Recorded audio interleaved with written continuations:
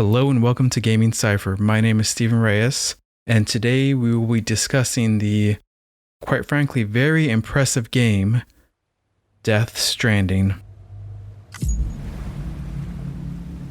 The first thing that stands out when you start this game is the cutscenes that, if you didn't know it was a game from the beginning, you would probably think you're watching an extremely well done animated film. That it is seamless, that you could honestly just watch the cutscenes and be content for your entertainment. But you also want to play games, so let's go ahead and look at the game part of it. That it does keep you on your toes, that the premise of the game is to get everybody reconnected and deliver supplies so that the human race can continue and survive the Death Stranding.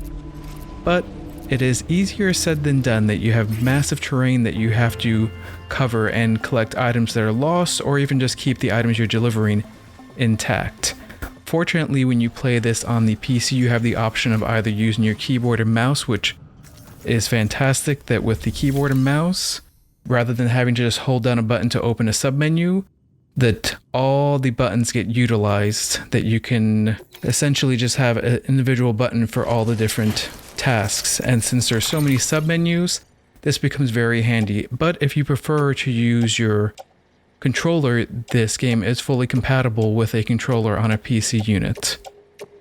The maps are vast, so that does give you plenty of playtime. And if you thought just traveling was going to be an obstacle, no, traveling isn't the only obstacle you have. That you have to, 1, travel long distances, 2, keep the items intact, and avoid getting the items stolen from other people, plus avoiding the time fall that will deteriorate your supplies. Plus, if that wasn't enough, you have the Death Stranding and the dead trying to suck you in and pull you to the other side, which is an obstacle in itself. But it is a challenge that is welcome, that it gives you such a sense of accomplishment when you're faced with an unbeatable foe and actually find the way to survive and turn the tide, sometimes literally. Now, this game is massive, to say the least. That at first it does seem a bit overwhelming because you're walking for a very long time before you get any support, but if you play long enough, as you can see, you get help from unlikely places.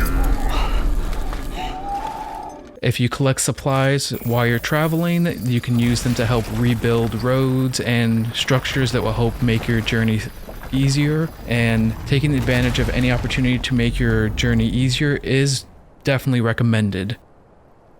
That the game does take a lot of patience, and if you're going to try something a little bit crazy, definitely commit to it, because if you take one false step, you will lose your progress, or in my case, happen to blow up your vehicle, which quite frankly isn't fun to see, or to have to finish walking a very long journey.